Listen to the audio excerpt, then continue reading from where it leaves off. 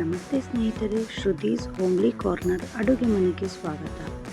ಇವತ್ತಿನ ರೆಸಿಪಿ ಏನಂದ್ರೆ ಎಣ್ಣೆಗಾಯಿ ಬದನೆಕಾಯಿ ಮಾಡೋದು ಹೆಂಗಂತ ನೋಡೋಂಬರ್ರಿ. ಅದನ್ನು ಮಾಡೋಕೆ ಒಂದು ಮಿಕ್ಸಿ ಜಾರ್ ಒಳಗೆ ಒಂದು ಟೊಮ್ಯಾಟೊ,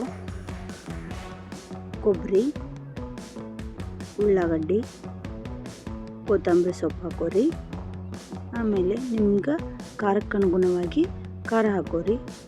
ರುಚಿಗೆ ತಕ್ಕಷ್ಟು ಉಪ್ಪು, ಅರಿಶಿಣ ಪುಡಿ, ಗರಂ ಮಸಾಲ, ಧನಿಯಾ ಪೌಡರ್ ಎಲ್ಲ ಹಾಕ್ಕೊಂಡು ನುಣ್ಣಗೆ ರುಬ್ಕೋಬೇಕ್ರಿ. ಆಮೇಲೆ ಬದ್ನಿಕಾಯಿನ 4 ಹೋಳು ಮಾಡಿ ಕಟ್ ಮಾಡ್ಕೋಬೇಕ್ರಿ.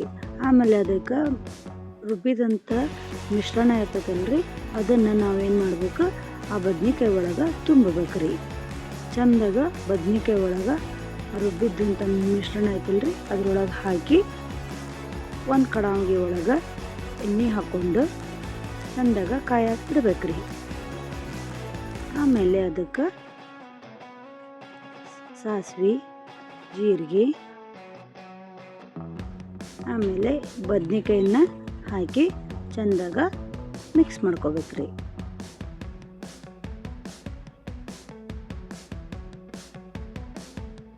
ಒಂದು ಪ್ಲೇಟ್ ಮುಚ್ಚಿ ಒಂದು 10 ನಿಮಿಷ ಬೇಯಕ್ಕೆ ಬಿಡ್ಬೇಕ್ರಿ.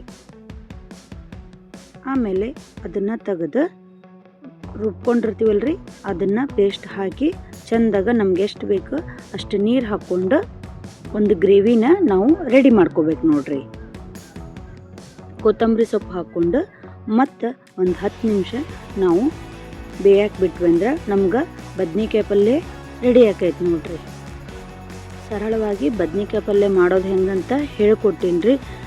ನಿಮಗೂ ಇದು ರೆಸಿಪಿ ಇಷ್ಟ ಆದ್ರೆ ನಮಗೊಂದು ಲೈಕ್ ಮಾಡೋದನ್ನು ಮರಿಬೇಡ್ರಿ. ಹಂಗೆ ನನ್ನ ಪೇಜನ್ನ ಫಾಲೋ ಮಾಡೋದನ್ನು ಮರಿಬೇಡ್ರಿ. Thank you.